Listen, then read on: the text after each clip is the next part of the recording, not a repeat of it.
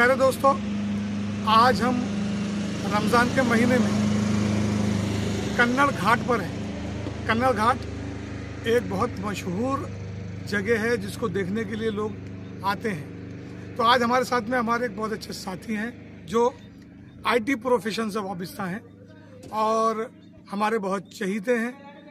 हम उनसे अब बात करेंगे रोज़े के ताल्लुक से कि आमिर याकूब खान, हम इनसे बात करेंगे कि भाई कितने सालों से आप रोज़े रख रहे हैं। आई थिंक हम लोगों ने जब से वो संभाला, मेरे सेकंड या थर्ड स्टैंडर्ड से मेरे ख्याल से हम लोग रोज़े रख रहे हैं। और आई थिंक ये पहला ये ऐसा वक्फा है जिसमें हम लोग गर्मियों के रमज़ान से गुजर रहे पिछले 2 साल से जी। तो वाकई साल के रमज़ान काफ़ी जद्दोजहद वाले हैं, यादगार है और यादगार रहेंगे। लेकिन साथ ही साथ अल्लाह की कुदरत और निज़ाम की वजह से मौसम में जो चेंजेस आए चौथे पाँचवें रोज़े के बाद में जी, उसकी वजह से रोज़दारों को काफ़ी आसानी भी मिली है। बचपन के जो आपके रोज़े थे, जैसा कि आप बता रहे हैं कि आप सेकंड स्टैंडर्ड से आपने रोज़े रखना शुरू किया, यानी आपकी 8 साल की उम्र से आप रोज़े रख रहे हैं। तकरीबन अभी आप 37-38 के हो रहे हैं, 27-28 साल से आप रोज़े रख रहे हैं। तो वो पुराने रोज़े याद आते हैं कि ये नए रोज़े आपको याद रहते हैं? कुछ बताएं इस बारे में। हकीकत में देखा जाए तो पुराने रोज़ों की बात, मतलब किसी भी चीज़ में बचपन की चीज़ों की मतलब का मुआवजना किसी भी नई चीज़ से हम नहीं कर सकते सर, क्योंकि वो जो यादें हैं वो काफ़ी ख़ास है जी। और मेरे ख्याल से आज के दौर में मतलब इस उम्र में रोज़े रखने में जो जज्बा आ रहा है ये वो पुरानी यादों की वजह से ही है। वो जो पुरानी यादें हैं, वो जोश है, रोज़े की जो कदर है, वो जो रमज़ान का एक माहौल है, आई थिंक वो माहौल ने हमको अब तक के वैसे पकड़ कर रखा है जो अब तक रोज़े रखने की वो जोश कायम है, जोश कायम। और वही खुशी ढूंढते हैं हम अभी भी। वो अफ्तार के वक्त में वो जो बचपन में थी, वो हमारे मोहल्ले में सुबह सहरी के वक्त लोगों का उठाने के लिए आना, सहरी जगाने वाले जी। और उस वक्त मोहल्ले का माहौल, आपके अतराफ का माहौल काफ़ी रोल अदा करता है जी। क्योंकि बचपन से एक ऐसी आदत थी कि रोज़ा ना रखने पर जिस नज़र से आपको देखा जाता था या फिर जैसा माहौल आपको मिलता था कि आपके अतराफ के सब लोग रोज़दार हैं और आप नहीं रख रहे हैं, आपने रोज़ा नहीं रखे है, तो तब से वो एक कदर आई है, एक माहौल आया है और वो डर भी आया है कि रोज़े को रखना ही है और उसमें ये सब चीज़ें फॉलो करना ही है, इसमें कोई ढील नहीं बरतना है, कहीं पे लूज एंड नहीं रखना है। और अगर जज्बा ऐसा रहा तो मेरे ख्याल से अल्लाह भी आपकी मदद करते हैं आपको वो सेहत और वो जोश देने में, वो ताकत देने में, ताकि आपका रोज़ा आसान हो जाए आपके लिए। अच्छा, आपने बहुत सारे शहरों में जॉब किया और बहुत स्ट्रगल भी किया लाइफ में, आईटी प्रोफेशन से जुड़े आप, उर्दू मीडियम के होने के बावजूद वहाँ इतनी बड़ी कामयाबी आपने हासिल की। तो कोई ऐसा यादगार रोज़ा के बगैर सहरी का रख लिया हो, या फिर ये कि बहुत देर से जागे हों, या फिर जेब में पैसे ना हों और कम पैसे हों तो बहुत काट कसर के साथ ज़िंदगी गुजार रहे हों, ऐसी कोई याददाश्त हो?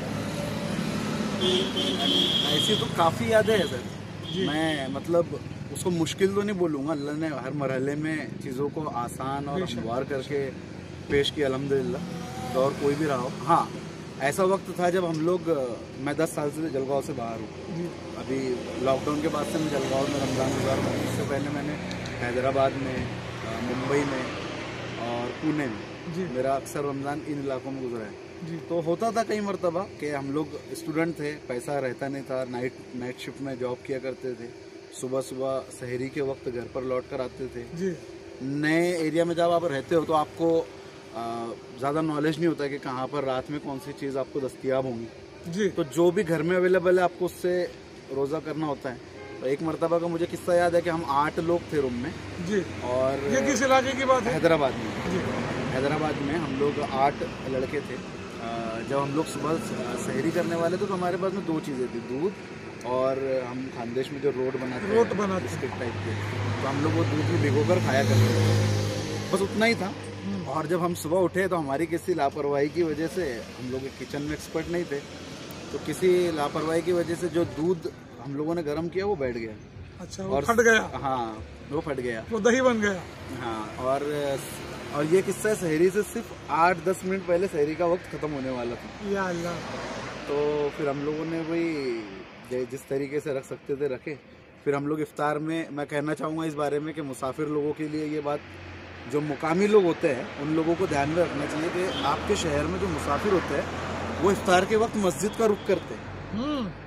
तो हमें चाहिए कि हम लोगों ने इफ्तार के लिए कुछ सामान जैसे हम अपने घर में लाते हैं अपनी मस्जिदों तक भी पहुंचाए। बहुत अच्छा। और मस्जिदों में इफ्तार के साथ साथ ताम का भी इंतजाम करें, क्योंकि हम लोगों के लिए उस वक्त इमाम साहब का ये बोलना कि नमाज के बाद ताम का इंतजाम है, ये अल्लाह की सीधी मदद होती थी हमारे लिए। क्या कहने, क्योंकि हम लोग स्टूडेंट थे, खाने का इफ्तार के बाद आपको पता है सर के कहीं जाकर खाने का इंतजाम करना, इसमें भी थोड़ी सी दिक्कत आती है। मतलब इंसान थका हुआ होता है, फिर उस वक्त अपने लिए खाना तलाश करना ये सब, और कहीं पर अगर दस्तयाब हो जाए तो वो किसी रहमत से कम नहीं है। सही है। और इसका किसी भी तरीके से पैसा होने या ना होने से ताल्लुक नहीं है।